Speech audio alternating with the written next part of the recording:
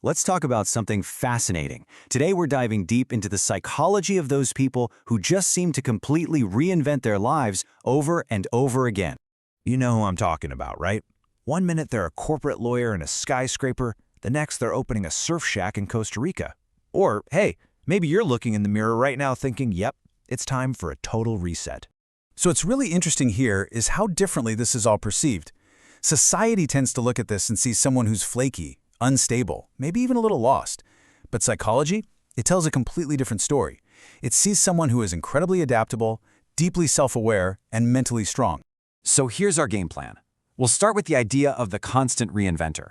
Then we'll explore the traits of an adaptable mind and what it means to have an internal compass. And finally, we'll get to the real truth about what all this change is really about. Okay, first things first. Let's start by getting past some of those big, common misconceptions. Here's the most important shift in thinking you can make. Reinvention isn't really a sign that you're lost. It's almost always a sign that you're growing, and your current situation, whether it's a job or a city, just doesn't fit the person you're becoming. So that leads us to the first set of traits, and these are all about mental agility. So what's actually going on inside the brain of a constant reinventor? Well, the very first trait is a big one. It's a high capacity for what psychologists call identity reconstruction. So what does that actually mean? It means they don't tie their entire sense of self to a job title or a group of friends or where they live. They get that their identity drives their behavior, so when something stops working for them, they're really skilled at letting go of that old identity to make room for a new one. And working right alongside that is the second trait, and that is extreme cognitive flexibility. In other words, it's the ability to change your mind. You know, highly adaptable people don't stick with a bad situation just to save face. If a path clearly isn't working, they pivot. They're not scared to be a beginner all over again because they know that changing your mind based on new information is a sign of intelligence, not weakness. And the thing that makes all of this possible, the real foundation, is trait number 3. And it's a huge one: hyperactive self-awareness. Think about it. You can't change what you don't even notice. People who are constantly reinventing themselves are masters of paying attention to what's going on inside. They notice when they're feeling drained or uninspired way before it turns into a crisis, and that lets them make changes on their own terms. Now, all of this mental agility needs a guide, right? It's guided by a really strong internal compass. And that brings us to our next set of traits, which are all about inner strength. So, where does this strength come from? Well, it's rooted in our fourth trait, A strong internal locus of control. Now that sounds pretty technical, but it really just boils down to one simple question. Where do you get your sense of worth?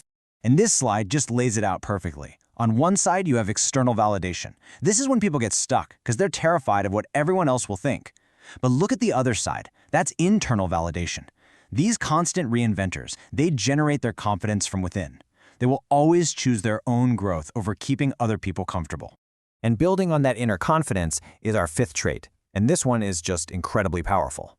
It's a history of post-traumatic growth. See, a lot of the time, this ability to change wasn't developed just for fun, it was forged in fire. So when something really challenging happens, a big failure, a heartbreak, some people don't just bounce back to who they used to be. They use that struggle as fuel. They bounce forward. They become an entirely new, stronger version of themselves. For them, learning to adapt was a survival skill. And finally, we have the sixth trait. This is the one that really ties everything together. It's a deep understanding that discomfort isn't just part of the process, it's an absolute requirement for growth. So here's how it actually works in your brain. When you try something new, your brain resists. It freaks out a little because the unknown feels unsafe. That feeling of resistance is discomfort. But adaptable people, they lean into that feeling. By repeating that new uncomfortable behavior, they literally rewire their brain, creating a new normal. That, right there, is neuroplasticity in action. So let's zoom out and bring this all home. What's the real truth about being a person who is constantly changing? If any of this sounds like you, listen up. You are not lost. You are highly adaptable. You are deeply self-aware. You are practicing what's called identity fluidity, refusing to be put in a box by anyone else's expectations. And you are actively and powerfully building resilience. So the real takeaway is this. Maybe you aren't searching for who you are because you're lost. Maybe you're just busy successfully exploring every single thing you are capable of becoming.